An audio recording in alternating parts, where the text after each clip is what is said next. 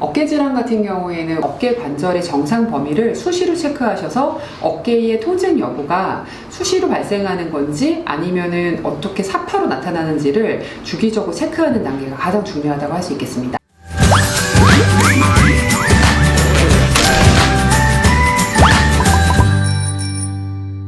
안녕하세요. 혹선생님 김한희 원장입니다. 오늘은 오른쪽 어깨 통증에 대해서 얘기해 보려고 해요. 오른쪽 어깨 통증이라고 명시한 이유는 어깨 질환 같은 경우에는 오른쪽과 왼쪽이 대칭으로 오는 게 아니에요. 무슨 얘기냐면 이제 무릎 관절 같은 경우는 걷다 보면은 양쪽 무릎이 비슷하게 닳는 경우가 되게 많지만 어깨 같은 경우에는 아무래도 오른손잡이들이 많다 보니까 오른쪽 어깨 통증을 호소하시는 분들이 아무래도 많아요. 물론 오른쪽뿐만 아니라 왼쪽 증상도 생기실 수 있겠지만 오늘은 오른쪽 어깨 통증에 대해서 먼저 얘기를 해볼게요.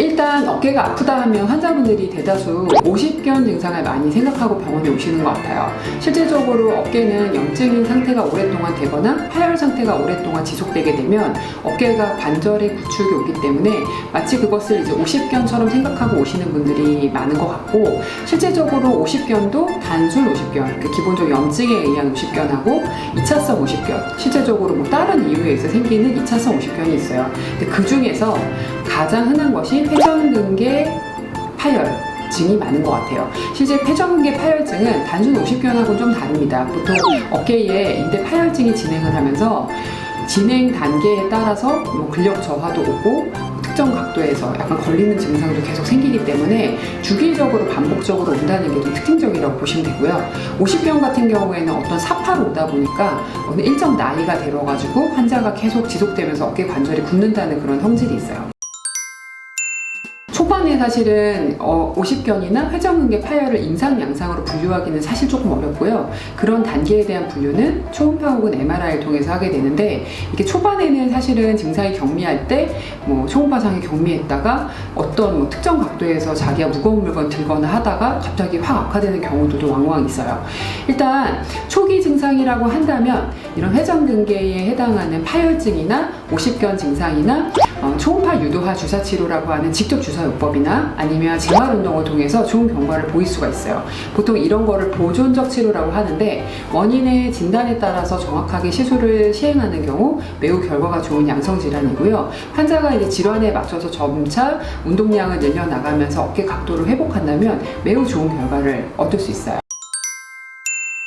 근데 만약에 이 증상이 단순 오십견이나 회전근개 증상이 아니라 회전근개 파열증이 너무 심한 상태에서 오셨다면 관절경이라고 하는 수술적 치료를 통해서 인대 자체를 봉합해줘야 되는 수술적 치료가 필요할 수도 있는데, 회전근개 파열증이 보통 수술을 가장 많이 하시는 나이는 50대부터 65세 나이시고요. 보통 그 이후 같은 경우에는 조금 지켜보다가 인공관절을 하게 되는 경우도 있다고 알고 계시면 될 것 같아요. 회전근개 파열의 경우에 있어서는 기본적으로 회전근개 파열 이러면 다 같은 단계는 사실은 아니에요. 회전근개 파열도 뭐 50% 이하의 부분 파열증, 50% 이상의 파열증, 그 다음에 전층 파열, 그 다음에 완전히 다 파열되고 나서 다 끊어진 상태, 이렇게 4단계로 분류를 하는데, 환자의 이 파열된 정도만 가지고 사실 치료를 하는 것은 아니고요. 보통 이제 환자의 나이라든지 환자의 근력 저하된 상태라든지 여러 가지를 평가를 해서 그 환자에게 맞는 치료 방법을 선택하게 돼요. 근데 보통 예를 들어서 환자가 초반에는 회전근개 부분 파열증으로 왔다가 어떤 무거운 거 갑자기 빨래를 털다가 어깨에 찌릿한 증상이 있으면서 갑자기 악화됐다 라고 왔었을 때 초음파를 봤더니 염증 상태가 악화돼 있으면서 파열증이 더 진행하는 경우, 그 경우가 계속 재발 반복되면서 더 진행하는 환자인 경우도 있겠지만, 사실 관리를 잘하면 대다수의 회전근개 파열증은 보존적 치료에 좋은 결과를 보이게 돼요. 일단 가장 간단하게 어깨를 먼저 평가하는 방법을 안내 드릴게요.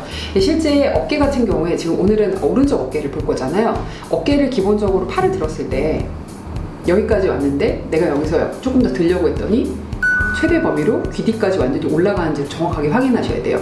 이게 실제적으로 앞으로 확인했었을 때 귀 뒤까지 만약에 제대로 들어진다면 사실 그거는 대다수 어깨 관절이 정확하게 나오는 거고요. 옆으로 확인하고 뒤로 확인했었을 때 정확하게 된다면 실제적으로 관절 상태가 괜찮다고 보지만, 실제적으로 어깨 관절이라는 거는 360도가 회전돼야 되는 관절이기 때문에 어깨에 질환이 있는 환자 같은 경우에는 어떤 특정 각도에서 걸리는 느낌이 날 수가 있어요. 그래서 평상시에 자주자주 어깨 스트레칭을 시행함으로써 오른쪽의 통증 유무를 관절을 움직일 때마다 있는지를 체크를 하면 기본적으로 정상적인 관절의 유지에 매우 도움을 받을 수가 있습니다.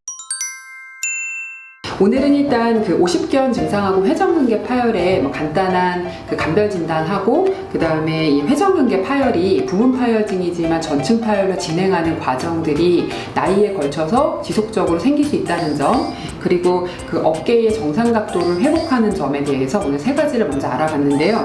가장 중요하신 거는 어깨 관절의 정상 범위를 수시로 체크하셔서 어깨의 통증 여부가 수시로 발생하는 건지 아니면은 어떻게 사파로 나타나는지를 주기적으로 체크하는 단계가 가장 중요하다고 할 수 있겠습니다. 네, 지금까지 콕 선생님 김한희 원장이었습니다. 감사합니다.